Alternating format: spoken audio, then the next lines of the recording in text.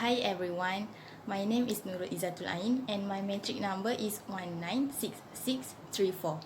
Today I am going to show you guys my DIY model which I name it as small yet important.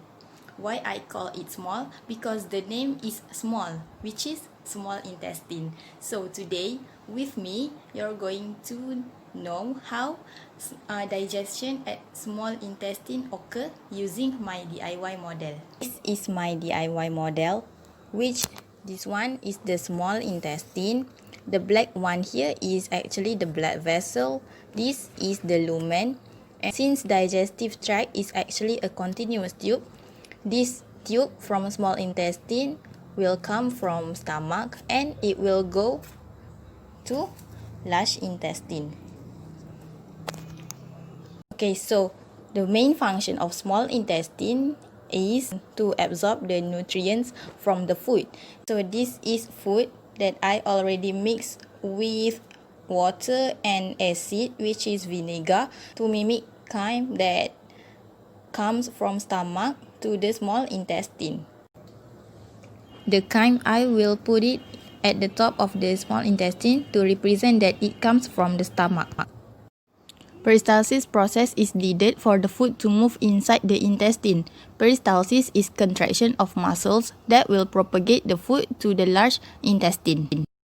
My hand will act like the peristaltic muscle.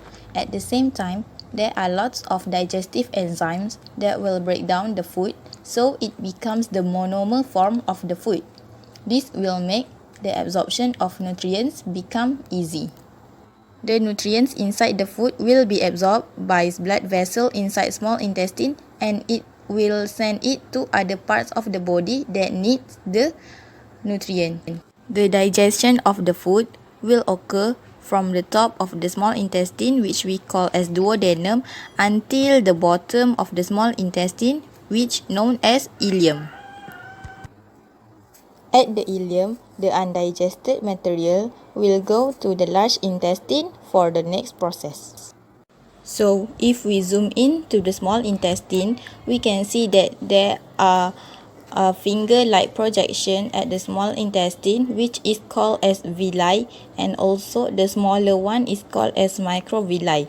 This function to increase the area of the small intestine so that they can absorb lots of nutrients.